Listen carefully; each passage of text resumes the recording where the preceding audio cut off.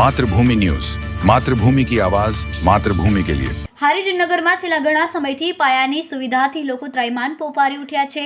Harij ward number 5ના Jalaram park 3 દરવાજા વિસ્તારમાં છેલ્લા ઘણા સમયથી પીવાના પાણીની સમસ્યા, ભૂગર્ભ ગટરની સમસ્યાને લઈને મહિલાઓએ રોષ વ્યક્ત કરીને હલ્લાબોલ મચાવ્યો હતો।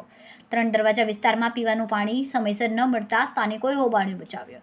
તાજેતરમાં જલારામ પાર્ક 3 દરવાજા વિસ્તારમાં ખોદકામ કરી પીવાના પાણીની પાઇપલાઇનની કામગીરી અણધણ કામગીરીને પીવાના પાણીની પાઇપલાઇન તૂટી જતા પાણી સમયસર મળતું ન હોવાનું મહિલાઓએ જણાવ્યું હતું।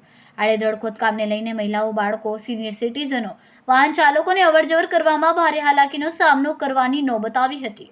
હાલમાં પાલિકા દ્વારા પાઇપલાઇન નાખવાની કામગીરી દરમિયાન કોઈ પ્રકારના આયોજન વગર અણધણ ખોદકામ કરીને પાઇપલાઇનની કામગીરી સમયે કોઈ જવાબદાર કોન્ટ્રાક્ટર પણ હાજર ન હોવાથી કામગીરીમાં લોલમલોલ થતું હોવાની રાવ સાથે સ્થાનિકોએ ભારે રોષ વ્યક્ત કર્યો હતો, જેને લઈને નગર વિકાસ કમિટી તથા હિત રક્ષક કમિટી સ્થળ પર આવીને ચકાસણી કરી હતી। એનો વારંવાર પ્રશ્ન થાય છે। લગભગ કેટલાય સમયથી દર અઠવાડિયે પાણી માટે કમ્પ્લેન કરવા ત્યાં જવું પડે છે।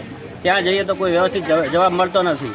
ચીફ ઓફિસરને કહીએ તો એ રશ્મિનભાઈને મળવાનું કહે છે, રશ્મિનભાઈને કહીએ તો ચીફ ઓફિસરને મળવાનું કહે છે। તેનો કોઈ જવાબ જ નથી હોતો। જે વેલિડ પાણી એટલું ધીમું આવે છે તમે કે બાજુમાંથી બધું ગમે ભેગું કરીએ તો એક દિવસ પાણી પૂરું પડતું નથી। કેટલા સમયથી પાણી નથી આવતું? 2.5 વર્ષથી છેલ્લા તકલીફ છે। 2.5 વર્ષથી અમે સળંગ અઠવાડિયે જઈએ ત્યાં રજૂઆત કરવા। Reporter Amilaben Parmar, Matrubhumi news, Radhanpur, Patan. ખૂબ જ ટૂંકા સમયમાં માતૃભૂમિ ન્યૂઝ ઓટીટી પ્લેટફોર્મ અને મેગા સિટીમાં કેબલ નેટવર્ક સાથે જોડાઈ જશે, તો જોતા રહો માતૃભૂમિ ન્યૂઝ।